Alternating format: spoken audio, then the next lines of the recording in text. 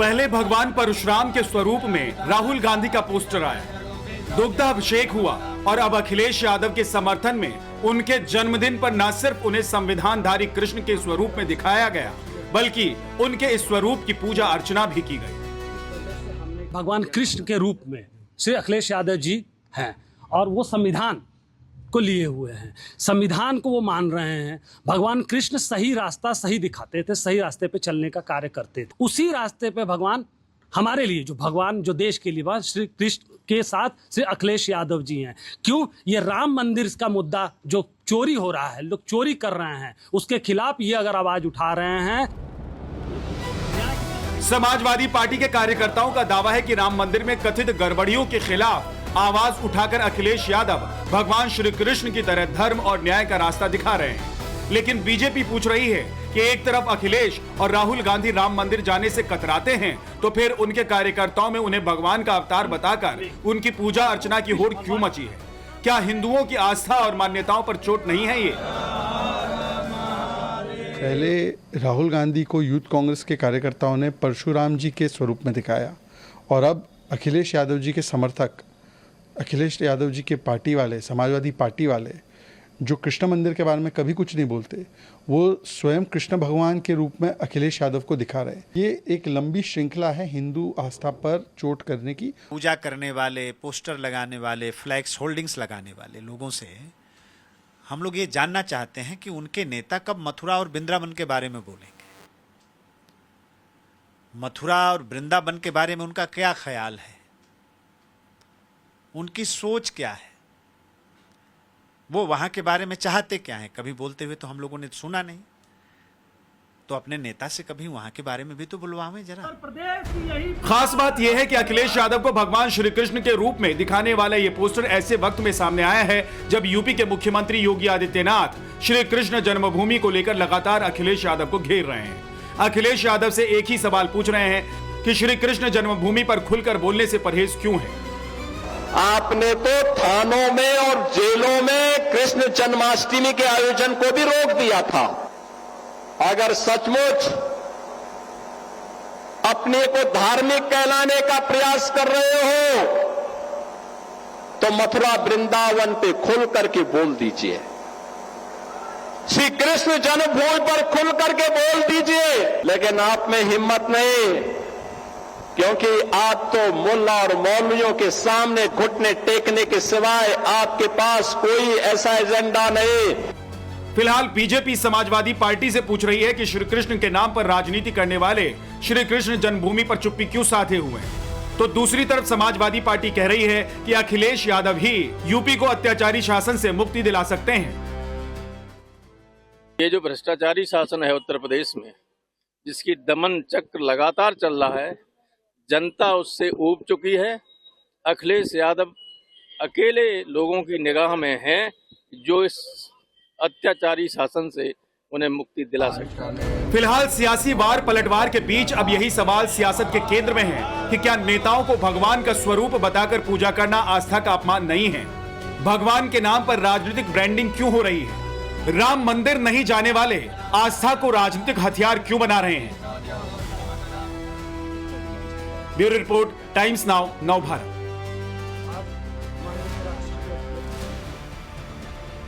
अब देखिए, किसी पार्टी की आइडियोलॉजी अगर ये है कि वो धर्म और राजनीति दोनों एक साथ नहीं करना चाहते, यानी कि राजनीति को धर्म में नहीं लाना चाहते हैं और धर्म को राजनीति में नहीं लाना चाहते, तो फिर अगर उनके कार्यकर्ता उन्हें ईश्वर स्वरूप दिखाकर पूजा कर रहे हैं, उन्हें भगवान बताने की कोशिश कर रहे हैं, उन्हें रोकना नहीं चाहिए कि नहीं भाई ये गलत है, ये क्यों कर रहे हो?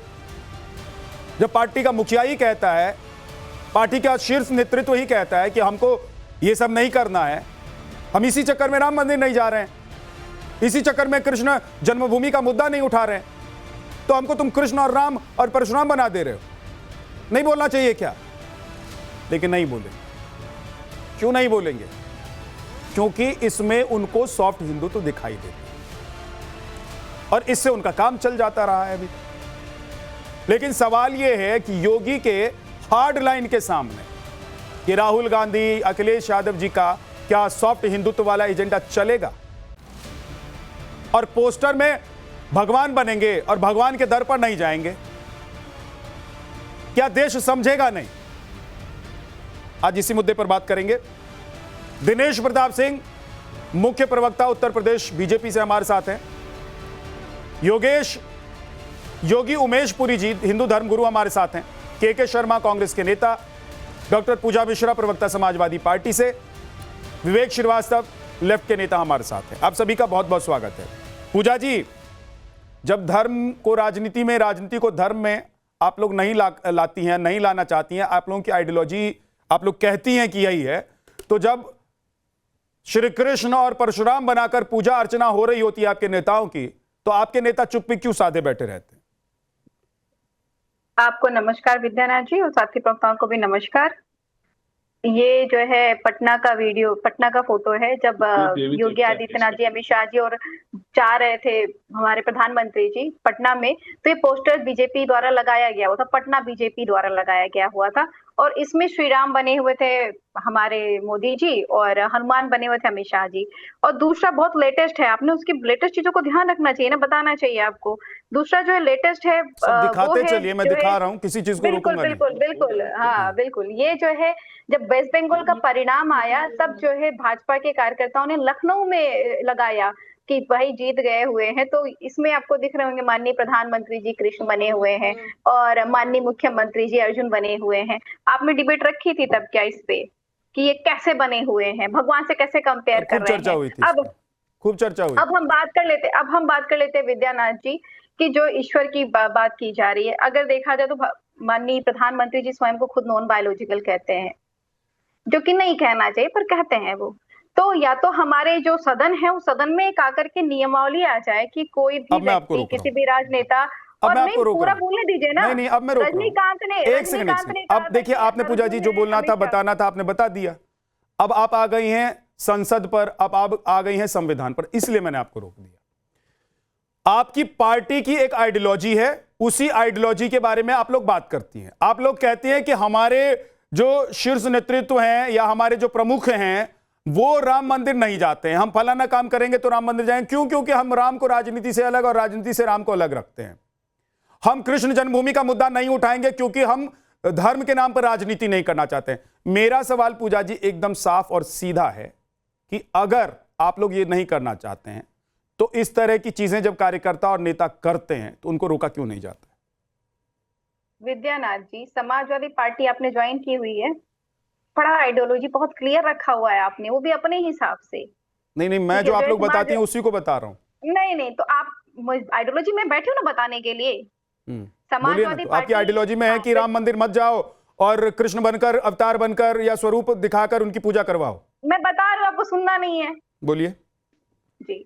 हमारी आइडियोलॉजी है कि जो है ईश्वर हर व्यक्ति का अपनी आस्था का विषय है। जिसको जिसमें आस्था रहेगी वो उसको पूजेगा। भगवान श्री राम जी को पूजे, चाहे वो जो है अल्लाह को पूजे, चाहे वो महावीर जी को पूजे, जिसको इच्छा हो, जिसकी पूजा करना चाहे करे, और चाहे नहीं करना चाहे नहीं करे। समाजवादी पार्टी इसकी बात करती है। और आपने कहा कि राम मंदिर नहीं जाएंगे। अगर आप सनातन धर्म जानते होंगे तो आपको संकल्प भी पता होता है। हम लोग कई बार जवाब देते हैं, तो मैं फिर जवाब देती हूँ। माननीय राष्ट्रीय अध्यक्ष श्री अखिलेश यादव जी का संकल्प है कि वो जो है जब केदारेश्वर मंदिर की प्राण प्रतिष्ठा हो जाएगी उसके बाद में जाएंगे। मैं संविधान पे आई थी, आपने मुझे आने नहीं दिया। ठीक, नहीं, संवैधानिक व्यवस्था तो ऐसी हो नहीं सकती है ना। नहीं, आपकी पार्टी की आइडियोलॉजी क्या होगी, आपकी पार्टी का विचार क्या है, ये संविधान से नहीं चलेगा, आपकी पार्टी के संविधान से चलेगा। आपको कैसे पता है कि मेरे मन में आपकी पार्टी के संविधान से चलेगा? मुझे आपको कैसे पता? आपकी पार्टी का एक संविधान होगा ना। आप जानते हैं कि तथ्यात्मक चीज नहीं, तथ्यात्मक चीजें नहीं। आप जिस पॉइंट पर आई है उसी पर मैं आपसे सवाल कर रहा हूं। आपने कहा कि आपके नेता ने संकल्प लिया है कि जब तक वो एक मंदिर नहीं बना लेंगे तब तक वो राम मंदिर दर्शन करने के लिए नहीं जाएंगे। ओके, जब मैं कह रही हूँ कि सदन में आप नियम बना दीजिए। मैं कह रहा हूं आपने कहा कि आपके नेता ने संकल्प लिया है कि जब तक वो केदारेश्वर मंदिर नहीं बना लेंगे तब तक वो राम मंदिर में दर्शन करने के लिए नहीं जाएंगे। अब मेरे दूसरे सवाल का जवाब दीजिए पूजा जी। पूजा जी, मेरे दूसरे सवाल का जवाब। आप देने नहीं देते। पूजा जी, मेरे दूसरे सवाल का जवाब दीजिए। मैंने जो बोला यस और नो, आपके नेता ने, अखिलेश जी ने ये संकल्प लिया है कि जब तक केदारेश्वर मंदिर नहीं बनाएंगे तब तक राम मंदिर में पूजा करने नहीं जाएंगे। बन चुका हुआ प्राण प्रतिष्ठा जो है, प्राण प्रतिष्ठा जब तक नहीं हो जाती है तब तक वो राम मंदिर में दर्शन करने के लिए नहीं जाएंगे। ये संकल्प है ना? संकल्प है। अच्छा, अब मुझे ये बताइए कि क्या अखिलेश यादव ने यह भी संकल्प लिया है कि श्री कृष्ण जन्मभूमि का मुद्दा वो नहीं उठाएंगे? श्री कृष्ण भूमि का मुद्दा वो कोर्ट में चल रहा है। इस पर आप लोग जब कुछ कोर्ट में करेंगे? हम क्या करेंगे जब जय राम जन्मभूमि का भी मुद्दा कोर्ट में चल रहा है? यहाँ आप लोग कुछ नहीं करेंगे, तो कोर्ट आएगा। यहाँ आप लोग कुछ नहीं करेंगे। यही तो सवाल है ना, यही सवाल है पूजा जी कि यहाँ आप लोग हाथ खड़े कर देंगी कि ये मामला तो कोर्ट में चल रहा है, ये मामला तो ऑटोमेटिकली सब कुछ है। तो आप लोग फिर राम मंदिर का मामला जब कोर्ट में चल रहा था तो क्यों आई बाई साहेब बोल रही थी? जब राम मंदिर का मुद्दा कोर्ट में चल रहा था तो क्यों बयान दे रही थी आप लोग? समाजवादी पार्टी भगवान श्री राम जी का नाम लेकर के मन में चूरी रख कर मेरे को ये बताइए ना कि जब राम मंदिर का मुद्दा कोर्ट में चल रहा था तब आपके नेता क्या मुंह पर टेप लगाकर बैठे हुए थे, नहीं बोलते थे क्या? हाँ बिल्कुल नहीं बोलते थे। आप बयान बता दीजिए समाजवादी पार्टी का जब राम दिनेश प्रताप जी का मुद्दा चल रहा था। क्या नाम थे? समाजवादी पार्टी को जब जब अवसर मिलता है तब तब सनातन को बदनाम करने की कोशिश करते हैं। इतिहास साक्षी है। अभी पूजा जी कह रही थी कि उन्होंने संकल्प लिया था कि कहीं ऐसे ही संकल्प लिया जाता है सनातन में। कब उन्होंने संकल्प लिया था? और अखिलेश यादव ने संकल्प लिया था। एक मिनट के लिए मैं मान भी जाता हूं। तो क्या जब विधानसभा अध्यक्ष ने सारे सदस्यों को अयोध्या में प्रभु श्री राम के दर्शन के लिए उन्होंने आह्वान किया था, यहाँ से गाड़ियां गई थी, सारे सदस्य गए थे, तो समाजवादी पार्टी के सदस्य क्यों नहीं गए थे? क्या समाजवादी पार्टी के सारे सदस्यों ने संकल्प लिया है? और ये जो छद्म वेश धारण करते हैं ना, ये जो सनातन के काली नेमी है, सनातन के काली नेमी पूजा जी, मैंने आपके बीच में एक शब्द नहीं बोला, एक शब्द नहीं बोला आपने जो देखा। अब ध्यान से सुन लीजिए जरा, ध्यान से सुन लीजिए फिर अपनी बात करिएगा। अच्छा नहीं, मैं मैं की मैं डिबेट नहीं करता हूँ, सुन लीजिए। पूजा जी एक एक करके, पूजा जी एक एक करके, जब जब इनको अवसर मिलता है तब तब ये कृत्य करते हैं। आपके अंदर अगर इतना ही सनातन का भगवान जी का चढ़ावा चोरी कर रहे हैं, वो हमें ज्ञान बोल दीजिए। पूजा जी एक एक करके, आप जब बोल रही थी कोई नहीं बोल रहा था। पूजा मिश्रा जी, डॉक्टर पूजा मिश्रा, डॉक्टर पूजा मिश्रा, कौन सा तरीका है आपका? यही पूजा मिश्रा ऐसे यही अंतर है, यही संस्कारों का अंतर होता है। ये संस्कार आज के समाचार चैनल पर भी प्रदर्शित हो रहा है। आप बीजेपी प्रवक्ता को नहीं बोलने देना चाहती हैं? ये मंदिर जाएंगे नहीं, प्रभु राम का दर्शन करेंगे नहीं, और मथुरा पर इनके मुंह से एक शब्द नहीं निकलेगा। हिम्मत नहीं है, नैतिक साहस नहीं है विद्यानाथ जी। विद्यानाथ जी जानते हैं, देखिए मजबूरी में आपको ऑडियो डाउन कराना पड़ेगा अगर आप चुप होकर नहीं बैठेंगे, सुनेंगे नहीं दूसरे पैनल के लोगों को। पूजा जी प्लीज, आपने बोल लिया, आप लगातार बोल रही थी, आपसे सवाल जवाब हो गया, आपके सवालों का जवाब अब दिनेश प्रताप सिंह दे रहे हैं, सुन लीजिए एक बार। घूमते रहे उन्हीं को लूटने लगे। पूजा जी सुन तो लीजिए, ज्ञान देंगे, सुन तो लीजिए पूजा जी, दूसरों को भी तो सुनिएगा, बोलिए। लुटोरे को नहीं सुना जाएगा भाई। नहीं बिल्कुल, आपको पूजा जी मैंने सुना ना, आपको मैंने सुना, आपने जितना आरोप प्रत्यारोप ना भगवान श्री राम जी के नाम पे जो है कार्य में वाली हरकतें आप लोगों ने की ना, गलत एक तरीका पूजा जी एक संस्कार शर्म नहीं लगी, सम्मान करता हुआ पार्टी ने नहीं मारा हुआ था और यहाँ पे बैठ के धर्म का ज्ञान देते हैं। इतने धर्म का ज्ञान अच्छी बात नहीं है। अगर इसी तरह की चर्चा मैं करूंगा तो आप बोल नहीं पाएंगे। कृपया करके आप तार्किक बात रखिए। अगर आपके पास कोई जवाब नहीं तो शांत हो जाइए, रुक जाइए, थोड़ा सा इंतजार कीजिए। दिनेश प्रताप जी कंप्लीट कीजिए जल्दी से। कौन सा तरीका है विद्यानाथ जी, मैं नहीं समझ पा रहा हूँ। आप बोलिए, कंप्लीट कीजिए। आपने बोला, मैंने एक शब्द आपके बीच में बोला? बिल्कुल नहीं बोले हैं, अब आपको मैं वक्त दे रहा हूँ, आप बोलिए। पार्टी की सम्मानित प्रवक्ता है और आप जिस विचारधारा, हमको तो समझ में नहीं आता। इस देश में दो पार्टियां थी, एक भारतीय जनता पार्टी, एक कम्युनिस्ट पार्टी, जो विचार आधारित पार्टी थी। सबसे समाजवादी पार्टी विचार आधारित, ये परिवारवाद। देखिए विद्यानाथ जी, इस देश में तीन तरह की पार्टियां हैं, एक है व्यक्तिवादी पार्टी, एक है परिवारवादी पार्टी और एक है राष्ट्रवादी पार्टी। भारतीय जनता आधारित राष्ट्रवादी पार्टी है। इनको सिर्फ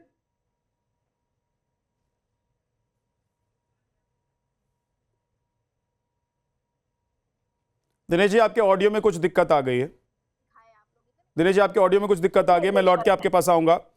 योगी उमेशपुरी जी, वो जब कहते हैं कि हमको राजनीति और धर्म को एक साथ नहीं मिलाना है, अच्छा लगता है सुनने में।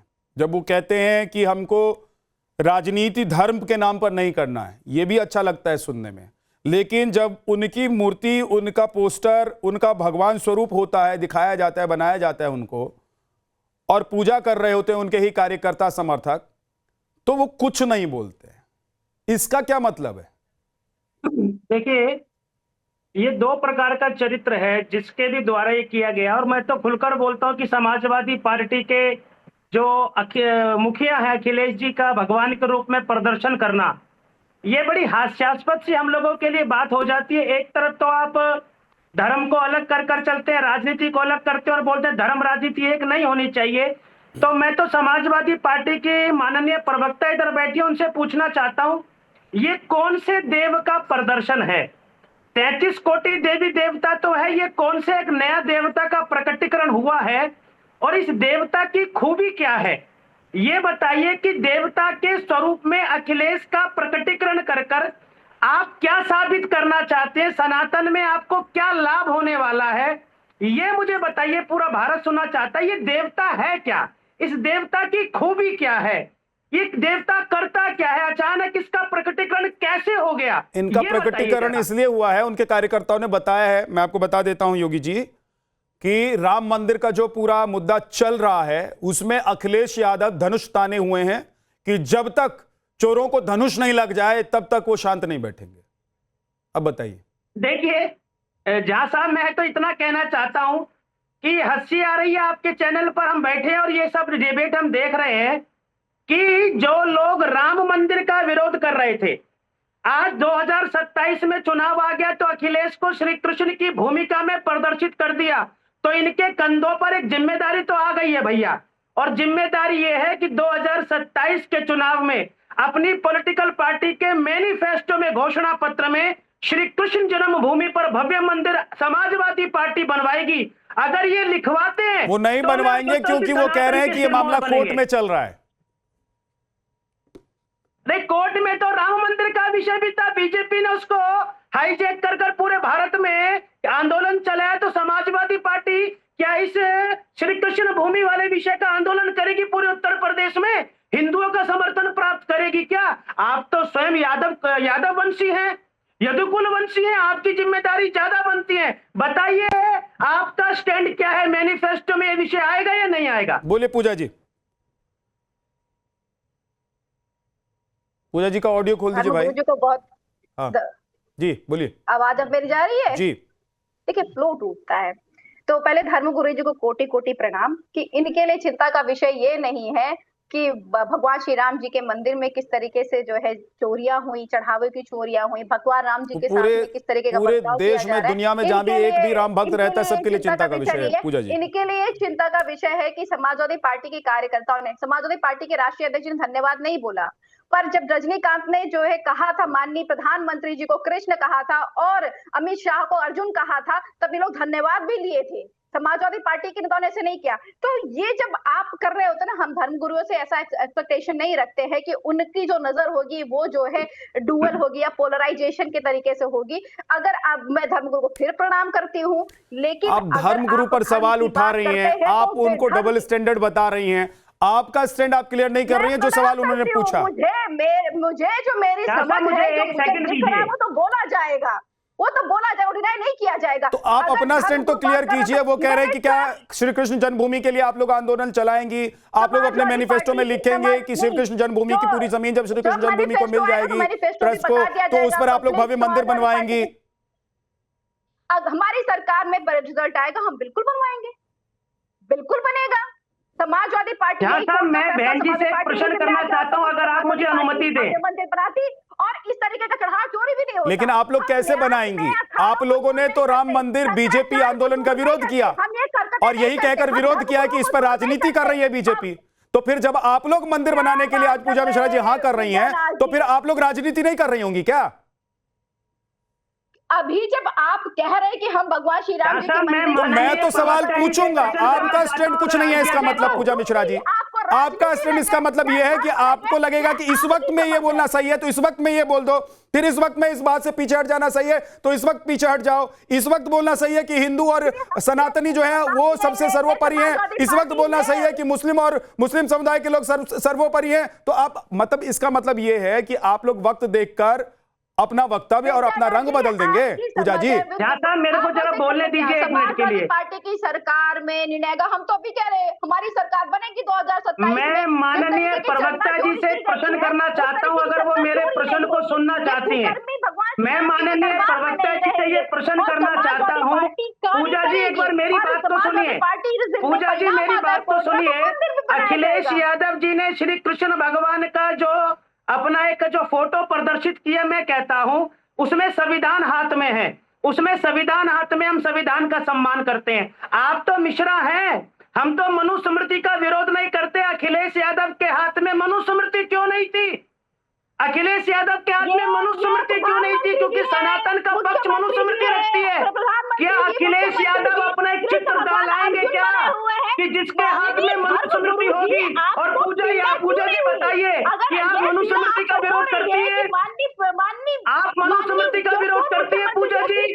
मुझे लगता है पूजा जी मेरी बात का जवाब नहीं देंगी, क्योंकि इनकी मजबूरी है, इनके पास कोई तथ्य नहीं है। मेरी बहन जी आप बताइए अखिलेश यादव के अपने हाथ में मनुस्मृति को पकड़ेंगे? परेशानी है मनुस्मृति को पकड़ेंगे?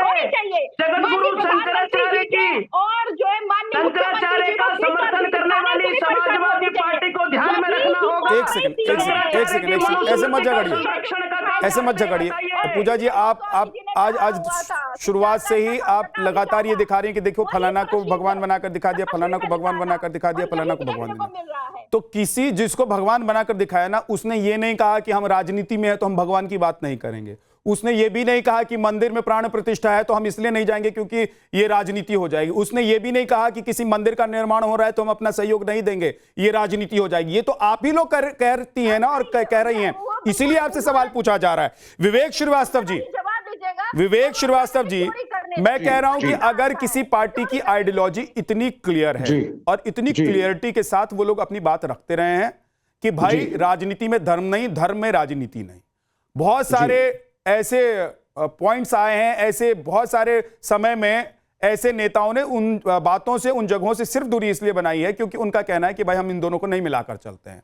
तो आज क्या जब अखिलेश यादव को भगवान बनाकर उनकी पूजा अर्चना उनके समर्थक और पार्टी के नेता कर रहे थे, तो अखिलेश यादव को ट्वीट नहीं करना चाहिए कि भाई ये सब मत करो, ये हम नहीं करते हैं, ये गलत है, ये समाजवादी पार्टी की रवायत नहीं है? हाँ, देखिए, अगर आप कॉन्स्टिट्यूशन का प्रियम्बल पढ़ेंगे संविधान का और आर्टिकल 27-28 पढ़ेंगे 24 से लेकर के 28 तक, तो बड़ा क्लियर हो जाएगा कि देश का कॉन्स्टिट्यूशन कैसा क्या है, स्टेट का रोल क्या है।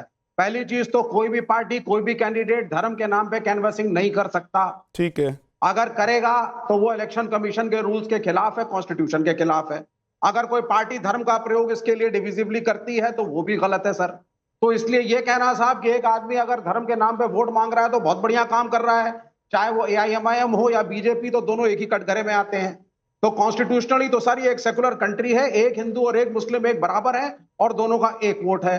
दूसरी बात, यहां बड़ा डिबेट चल रही है, सुनील शेट्टी की जो ग्रैंड डॉटर है 15 महीने की, वो लड्डू खिलाती है प्राइम मिनिस्टर मोदी को, और सुनील शेट्टी साहब उसको बड़े ठाट के साथ जो है प्रमोट करते हैं और भाजपाई कूद कूद करके ताली बजा करके उसको दिखाते हैं। 15 मंथ ओल्ड किड जिसके दिमाग ही नहीं है, जिसको पता ही नहीं बच्चे को कि वो क्या कर रही है, उसको कुछ सिखाने के बजाय वो पोस्टर बॉय बना दिया जाता है कि देखो साहब नरेंद्र मोदी साहब को लड्डू खिलाया जाता है जैसे कि वो भगवान हो। क्या कहेंगे आप? क्या कोई क्रिटिसिज्म है इस बात का? इस देश के अंदर सभी पार्टियां ये कर रही हैं, भाजपा भी करती है, मोदी साहब को लेके, योगी साहब को लेके, अमित शाह को लेकर के, इन्होंने भी किया। भाई योगी जी हार्डलाइनर हैं, ये पूरे देश को पता है। योगी जी की बातों में झलक जाता है कि वो हार्डलाइन लेते हैं। एक सेकंड सुन लीजिए ना विवेक जी सुनिए जी। योगी जी हार्डलाइन लेते हैं, ये पूरे देश को पता है। बीजेपी को आप लोग तो कहकर ही चलते हैं कि ये हिंदुओं की पार्टी है, सनातनियों की पार्टी है ना, ये उन्हीं के लिए स्टैंड ले रही है, उन्हीं के लिए हार्डलाइन लेकर बातें करती है। तो फिर मैं सवाल ये पूछ रहा हूं कि आपका तो वो पिच नहीं है ना, आप तो वहां बैटिंग क्यों कर रहे हैं जहां पर आप कहते हैं कि हम बल्लेबाजी करने के लिए उतरेंगे नहीं, मैच खेलने हम नहीं जाते हैं? नहीं, मैं समझा नहीं क्या कह रहे हैं, आपका ऑडियो नहीं आया था। मैं कह रहा हूं कि योगी जी हार्डलाइन लेते हैं, बीजेपी पर आप लोग ये आरोप लगाते हैं कि ये भाई ये हिंदू की राजनीति करते हैं, हिंदुत्व की राजनीति करते हैं, लेकिन अखिलेश यादव, राहुल गांधी, ये तमाम ऐसे नेता हैं जो कहते हैं कि हम ये सब नहीं करते हैं। तो फिर जब ये सब हो रहा है तो रोकते क्यों नहीं है? क्या इनको मजा आता है कि चलो इसी बहाने थोड़ा सा सॉफ्ट हिंदुत्व हो जा रहा है? नहीं, बिल्कुल नहीं, कोई सॉफ्ट हिंदुत्व नहीं हो रहा। ये भक्तों की भावना है। भक्त नहीं थे वो, पार्टी के कार्यकर्ता थे वो। मैं वही बता रहा हूं आपको, वो प्रेम और वो पूजा श्री कृष्ण की नहीं कर रहे थे, आइडियोलॉजी वही रहेगी। पार्टी आइडियोलॉजी वही है सर, चाहे कम्युनिस्ट हो चाहे समाजवादी पार्टी, हम सेक्युलर लोग हैं, मामले कोर्टों में चल रहे हैं। अगर यहाँ पे बैठे हुए स्वामी जी को यह लग रहा है कि बीजेपी के आंदोलन से जज प्रभावित हुए, सुप्रीम कोर्ट के चीफ जस्टिस ऑफ इंडिया जो बाद में राज्यसभा में गए और उन्होंने वक्तव्य राम मंदिर का इस प्रेशर में दिया कि बीजेपी का आंदोलन था, तो आप गलत हैं। इस देश की एक न्याय व्यवस्था है, वो चलती है सर, आपके कहने से और राम मंदिर का आंदोलन क्या केस लड़ा जाएगा, सीपीआई सीपीएम, मुझे बताइए ना विवेक जी, तो क्या राम मंदिर का आंदोलन क्या आप लोग चला रहे थे, समाजवादी पार्टी चला रही थी, या राम मंदिर का आंदोलन चलाने वाले कांग्रेस के नेता थे, कार्यकर्ता थे, समर्थक थे, कौन थे? नहीं, राम मंदिर का आंदोलन क्या होता है? राम मंदिर का एक केस था, वो केस कोर्ट में लड़ा गया, दोनों तरफ से दलीलें दी गई, आर्कियोलॉजिकल सर्वे रखा गया, एएसआई उसमें इन्वॉल्व हुई, वो केस ड्रैग हुआ। इस बात पर तो पूजा मिश्रा भी हंस रही हैं। अब आंदोलन लेकर के क्योंकि वो मिश्रा है, घूमते रहो, वो मिश्रा है और राम के प्रति उनकी आस्था भी बहुत ज्यादा होगी और बहुत दूर नहीं रहते हैं रामनगरी से, वो इलाहाबाद में रहती है। उससे क्या फर्क इससे वो भी हंस रही हैं कि भाई आज ये विवेक जी क्या बात कर रहे हैं कि आंदोलन नहीं था, आंदोलन नहीं था तो गोली किस पर चल रही थी? आंदोलन नहीं था तो कानून व्यवस्था को लेकर इतने सवाल क्यों उठ रहे थे? आंदोलन नहीं था तो क्यों मारा जा रहा था? क्यों सरयू का पानी लाल हो गया था? विवेक जी, कोर्ट ने अपना निर्णय दिया है सर। कोर्ट के निर्णय की बात नहीं कर रहा हूं मैं, आंदोलन की बात कर रहा हूं। अगर वो आंदोलन नहीं था तो सरयू का पानी क्यों लाल कर दिया था?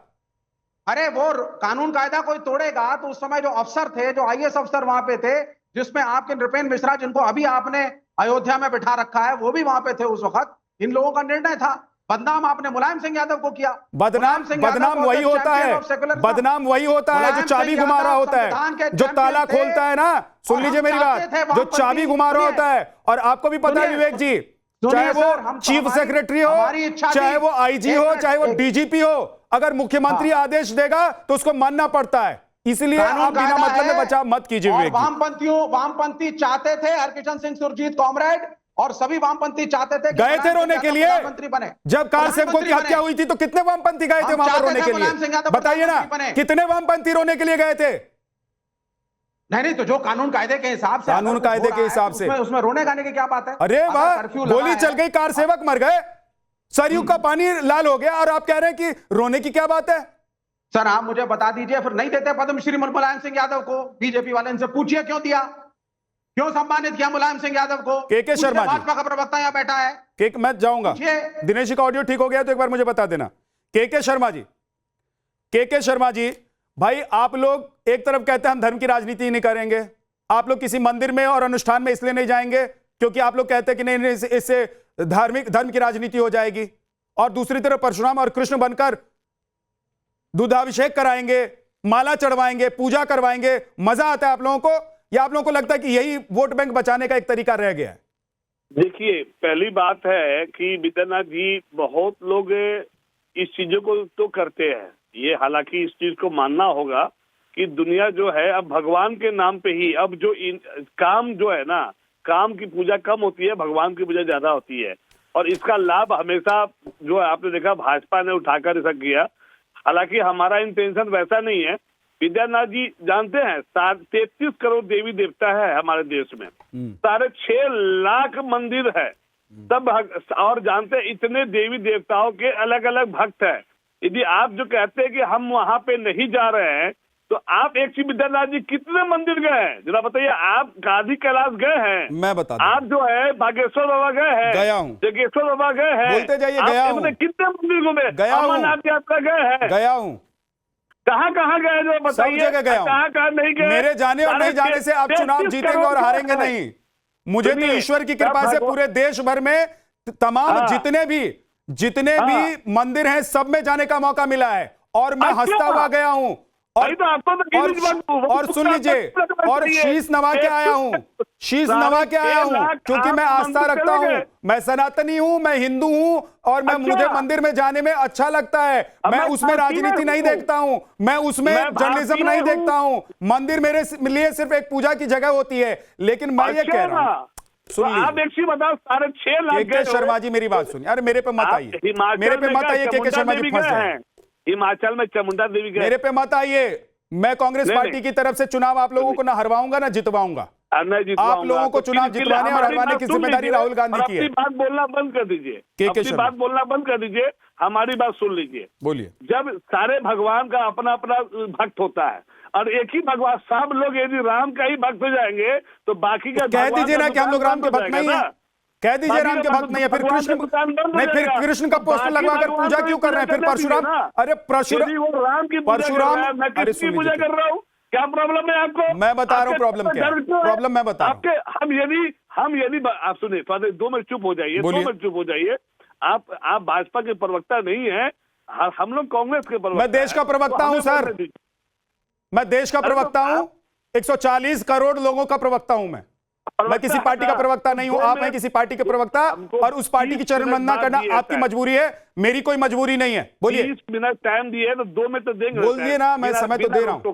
शर्मा जी बोलिए। 2 मिनट के बिना रोक टोक के दे दीजिए।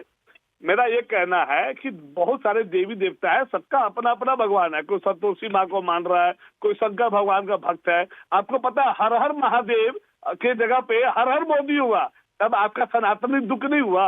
जो आपने भगवान अवतार माना, भगवान ने मोदी जी ने कहा कि मैं भगवान के अवतार हूँ, तो आपको दुख नहीं लगा? भगवान का अवतार बन सकते हैं, उनकी औकात है। मोदी जी का औकात है जो भगवान का अवतार बन जाए।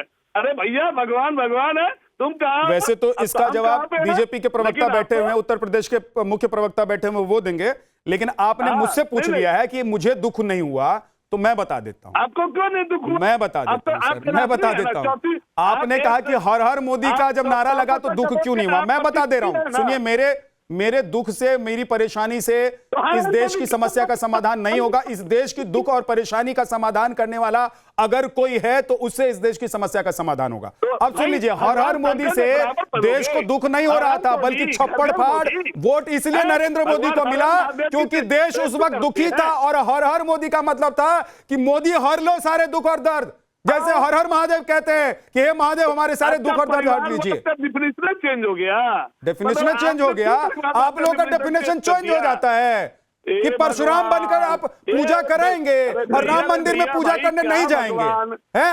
परशुराम, अरे परशुराम में भी राम है भाई, परशुराम में भी राम है, पहले राम वही है। मत बनाइए, 2 + 2 4 होता है। वही तो आप लोग कभी 2 + 2 = 3 करते हैं, कभी 3 + 2 = 6 करते हैं। ये मत कीजिए, इसी से दिक्कत है, इसीलिए सवाल पूछा जाता है आप लोगों से। ये गलत है, पार्शलिटी आप बायस तो आप ही कर रहे हैं। अरे हर हर मोदी, घर हर मोदी, हर हर महादेव होता है, महादेव की बराबरी करोगे। महादेव को हर हर क्यों बोलते हैं? अच्छा चलिए, अब एकदम आइए, अब एकदम शाब्दिक अर्थ पर आइए। अब शब्द सहित व्याख्या कीजिए। रुकिए के शर्मा जी, अब शब्द सहित व्याख्या कीजिए। स्कूल में लिखे होंगे कि सशब्द व्याख्या कीजिए, सशब्द व्याख्या कीजिए कि हर हर मोदी और हर हर महादेव का मतलब क्या है। हर हर महादेव और हर हर मोदी का व्याख्या क्या है बताइए, सशब्द व्याख्या कीजिए, एक्सप्लेन कीजिए। अरे हर हर महादेव का वो स्लोगन था और आपने हर हर महादेव भैया, हर हर का मतलब है हर लीजिए हमारे दुख दर्द, और कल किसी को लगेगा कि के शर्मा हमारे दुख और दर्द हर लेंगे तो हर हर के शर्मा कहेंगे। वो क्या दिक्कत है? जल्दी से अब जवाब दिनेश प्रताप जी आप दीजिए, तमाम सवाल आप ही की तरफ है, जल्दी से। जी विद्यानाथ जी, मैंने ध्यान से सुना और एक शब्द मैंने किसी के बीच में नहीं बोला, तो इसलिए मेरा निवेदन है कि जरा नॉन स्टॉप 2 मिनट है आपके पास दिनेश जी, सबका जवाब लेकिन आ जाना चाहिए उसमें। जी बिल्कुल, मैं विवेक जी से शुरू करता हूं। विवेक जी ने एक बच्चे की बात की थी कि 1.5 साल का बच्चा वो मोदी जी को लड्डू खिलाता है। अब यहाँ क्या किया जा सकता है विद्या जी कि 1.5 साल का बच्चा तो किसी को लड्डू खिला ही सकता है, लेकिन यहाँ ऐसे भी दल के लोग बैठे हैं कि जो 50-55 साल के बाद भी उनको 1.5 साल के बच्चे जैसे अगर बुद्धि नहीं प्रवेश कर पा रही, जिसमें भारतीय जनता पार्टी और धीरेन्द्र सिंह का कोई दोष नहीं है। ये विवेक की बात हो जाती। विवेक को तो मैं समझता था कि पढ़े लिखे हैं, लेकिन जिस तरह की भाषा का प्रयोग विवेक जी कभी कभी करते हैं, अभी उन्होंने किया था, मैंने बीच में उनको टोका नहीं। मैंने इसलिए कम से कम किसी भी दल का प्रवक्ता हो, आप एक दल के प्रवक्ता हैं तो दूसरे दल के प्रवक्ता का सम्मान से नाम लेना सीखिए। विचारधारा अलग हो सकती है, आपका नजरिया अलग हो सकता है, लेकिन एक सम्मानित चैनल पर बैठकर किसी भी दल का कोई प्रवक्ता हो तो उसका नाम कृपया करके सम्मान से लेना सीखिए। बस इतना निवेदन है। दूसरी बात आता हूं, कांग्रेस पार्टी के प्रवक्ता बने विद्यानाथ जी, गजब, मैं तो देख रहा हूं गजब सुरताल मिला है। गजब प्रभु राम की कृपा हुई है कि जितने जितने बेधर्मी थे, जिन्होंने सनातन को हमेशा बदनाम करने की कोशिश की, जो राम का नाम सुनते ही जिनको बुखार आ जाता था, दूर भागते थे, आज सारे लोग हरे रामा हरे रामा हरे रामा कर रहे हैं अयोध्या के मामले में। अभी मैं पूछ लूं पूजा जी से कि समाजवादी पार्टी के नेता अखिलेश यादव जी कई रुपए का चंदा दिए थे? उसकी चुनाई में दिए थे, उसकी बुराई में दिए थे, उसके रगाई में दिए थे, उसकी पुताई में दिए थे, कि दर्शन गए थे तो दान पत्र में डालकर आए थे? या रसीद होगी उनके पास, दिखा दे।